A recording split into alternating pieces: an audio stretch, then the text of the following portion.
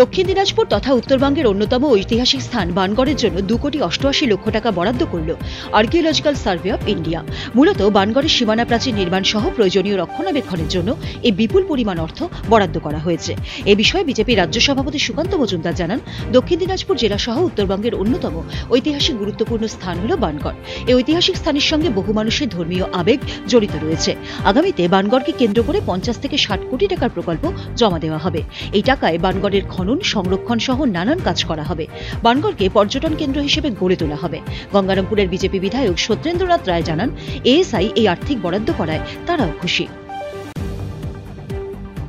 অত্যন্ত আনন্দের দিন আজকে, এবং বিশেষত আমাদের সাংসদ সুকান্ত মজুমদারকে কৃতজ্ঞতা জ্ঞাপন করি যে 2022 সালে আমি এবং গবেষক কৌশিক বিশ্বাস সুকান্ত মজুমদারকে একটি প্রপোজড বানগড়ের রিপোর্ট দিয়েছিলাম এবং অনুরোধ জানিয়েছিলাম যে বানগড়ে যদি আগামী দিনে আরও এক্সকাভেশন হয়, ইতিহাসে নতুন পালক যুক্ত হবে, বরেন্দ্রভূমির ইতিহাস আরও নতুনভাবে নতুন রূপে মানুষের সামনে আসবে।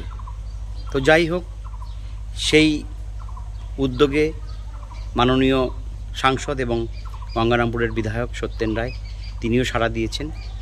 আমরা ইতিহাসপ্রেমী মানুষেরা এবং জেলাবাসী খুশি যে বানগড় তার মান্যতা আবার ফিরে পেল।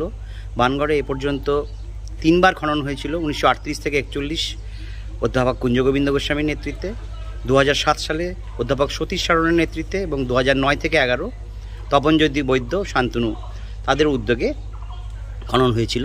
সেই খননে বানগড়ের যে কুঞ্জগোবিন্দ গোস্বামী বলেছিলেন যে প্রায় 36 স্তর পাওয়া গেছিল, তো তারাও সেটিকে মান্যতা দিয়েছিল।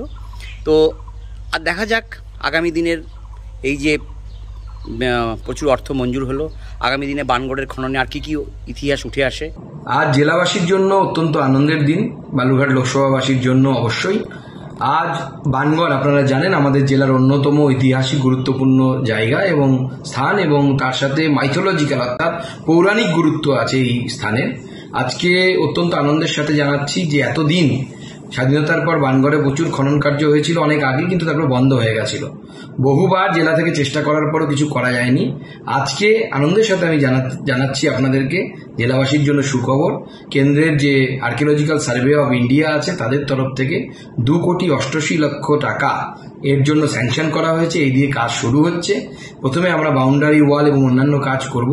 আগামী দিনে আমরা একটি বড় প্রজেক্ট এই বানগড়কে কেন্দ্র করে কেন্দ্র সরকারের কাছে জমা দেব এবং প্রায় 50 থেকে 60 কোটি টাকার প্রজেক্ট, এই প্রজেক্ট আমরা প্ল্যান করেছি এবং এখানে খনন কার্য থেকে শুরু করে এবং এখানে সমস্ত ব্যবস্থা করে আগামী দিনে যেন পর্যটনের জন্য যেন উপযুক্ত জায়গায় পরিণত হয় বানগড়, এবং তার ফলে গঙ্গারামপুর এবং পার্শ্ববর্তী এলাকার মানুষের যেন কর্মসংস্থানের ব্যবস্থা হয় বানগড়কে কেন্দ্র করে, সেই প্রচেষ্টা আমাদের থাকবে এবং আশা করি আমরা তাতে সফল হব। সংশ্লিষ্ট মন্ত্রী শ্রী জি কিষাণ রেড্ডি, যিনি কালচার মিনিস্ট্রি দেখেন, তাকে এবং মাননীয় প্রধানমন্ত্রী শ্রী নরেন্দ্র মোদীকে অসংখ্য ধন্যবাদ জানাই।